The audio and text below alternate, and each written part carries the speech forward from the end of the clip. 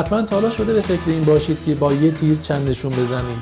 خب اینجوری هم توی انرژی و سرمایه‌تون صرفه‌جویی کردین، هم توی زمان که با چیز دیگه قابل مقایسه و جایگزین کردن نیست. امروز اومدیم با یه تیر چند نشون بزنیم.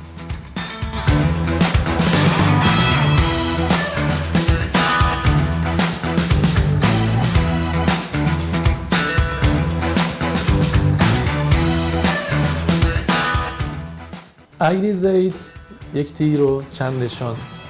اگریزیت حاوی 40% ماده مؤثره فسفونیک اسید به صورت مایع قابل حل در آب یا SL هستش که به صورت فسفید پتاسیم فرموله شده.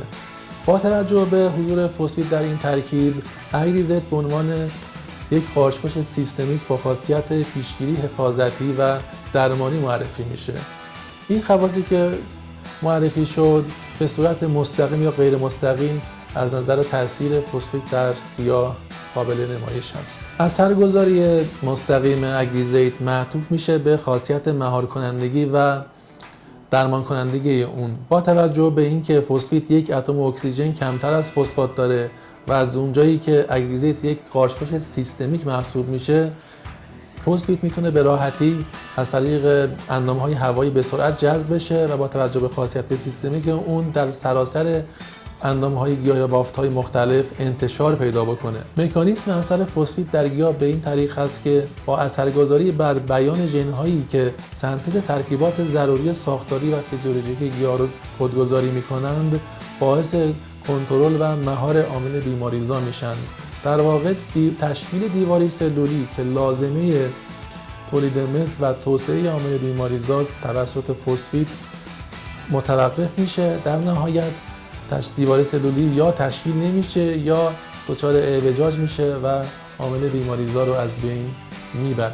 در بخش اثرگذاری فیزیولوژیکی، فسفید با ممانعت از متابولیسم فسفوریلاسیون اکسیداتیو در شبه قارچ‌ها به ویژه اومیست‌ها باعث میشه که ترکیبات مضر به ویژه رادیکال‌های آزاد که برای بافت‌ها و سلول‌های گیاهی آسیب زننده هستند تولید نشن. همینطور انرژی مورد نیاز برای فعالیت عوامل بیماریزا نیز متوقف بشه.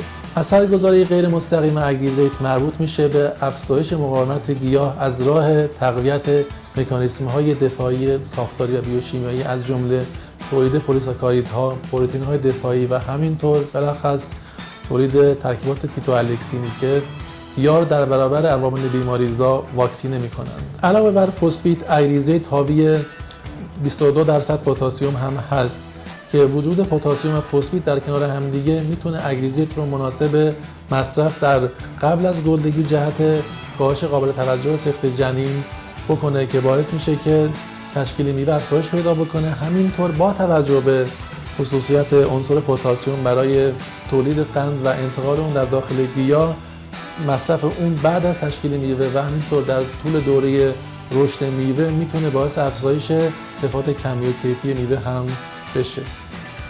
فراموش نکنید یکی از خصوصیت‌های بارز اگریزیت این هستش که فاقد دوره کارنس هست، یعنی شما بلافاصله بعد از سنپاشی و خشک شدن معدول بر روی سطح محصول میتونید اون رو برداشت بکنید.